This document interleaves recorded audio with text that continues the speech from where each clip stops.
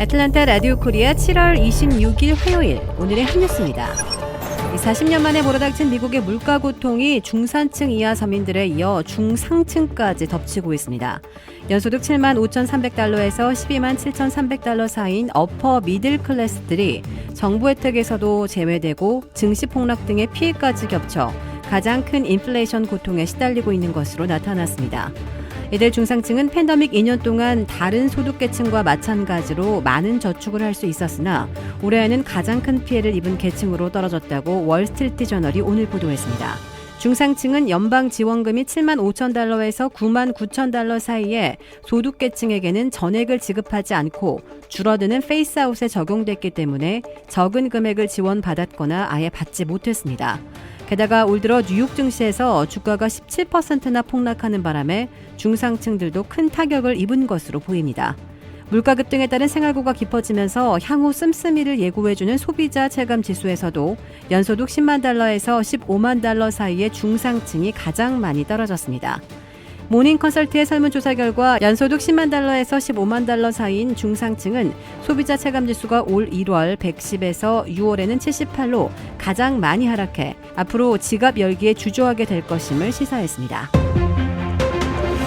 메트로 애틀랜타 지역의 주요 카운티에서 치솟고 있는 인플레이션으로 인해 12개에 이르는 도로 공사가 취소되고 기존에 진행되고 있던 다수의 공사도 중지된 것으로 알려졌습니다. 조지아주 교통부에 배정된 도로공사 예산은 고정되어 있는데 건설 자재 및 인건비가 치솟고 있어 우선순위에서 밀리는 도로공사는 취소 또는 중단이 불가피한 상황이라고 조지아주 교통부 관계자가 밝혔습니다. 바이든 대통령이 미국을 방문 중인 최태원 SK 회장과 오늘 오후 화상 면담을 할 예정입니다. 백악관은 이같이 발표하면서 바이든 대통령이 최 회장과 SK그룹의 미국 제조업에 대한 투자와 일자리 등에 대해 논의할 것이라고 덧붙였습니다.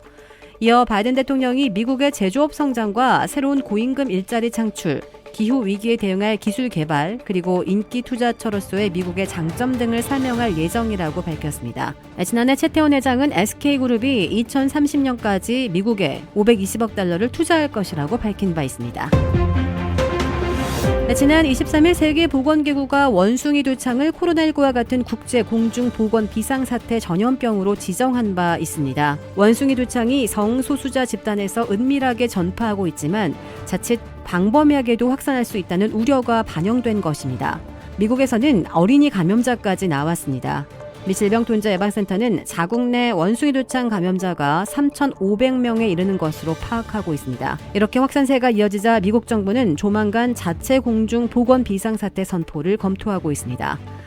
일부 성소수자에 대한 편견으로 방역 대응이 늦는 건 아닌지 의구심까지 보이고 있습니다. 이 세계보건기구에 따르면 전 세계 75개 국가에서 16,000여 건의 원숭이 두창 감염 사례가 보고되고 있습니다. 아프리카 이외 지역 감염자의 98%는 남성 성소수자였습니다. 하지만 미국에서 어린이 확진자가 나오는 등 감염이 특정 집단에 한정되지 않을 것이라는 우려가 나오고 있습니다. 보건 전문가들은 성소수자들이 탄광 속 카나리아 새처럼 원숭이 두창이라는 새 질병을 경고하고 있다고 말하고 있습니다. 한국에서 일선 경찰들의 반발이 격화하는 가운데 행정안전부 내 경찰국 신설을 위한 시행령 개정안이 한국 시각 26일 국무회의를 통과하면서 내달 2일 총 16명 규모의 조직이 출범합니다.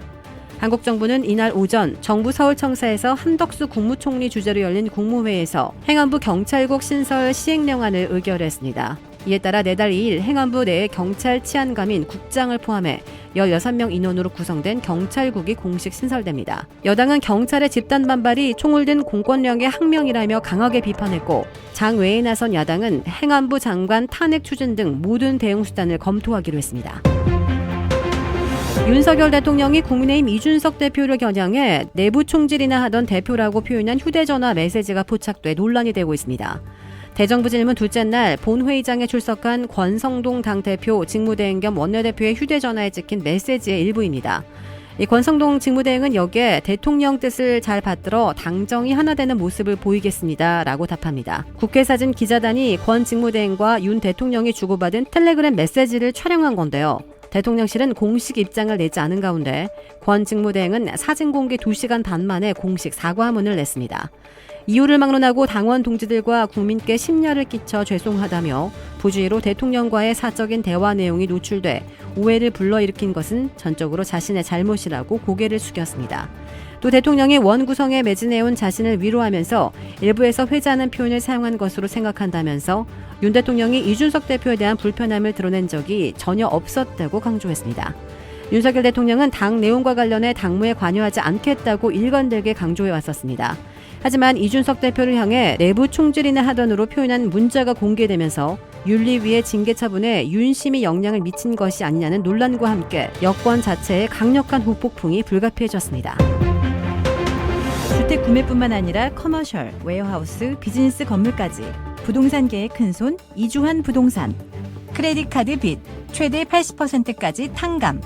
크레딧은 지켜드리고 빚은 줄여드리는 O3 컨설팅이 오늘의 한 뉴스를 후원합니다. 이상 애틀란타 라디오 코리아 7월 26일 화요일 오늘의 한 뉴스의 고지선이었습니다.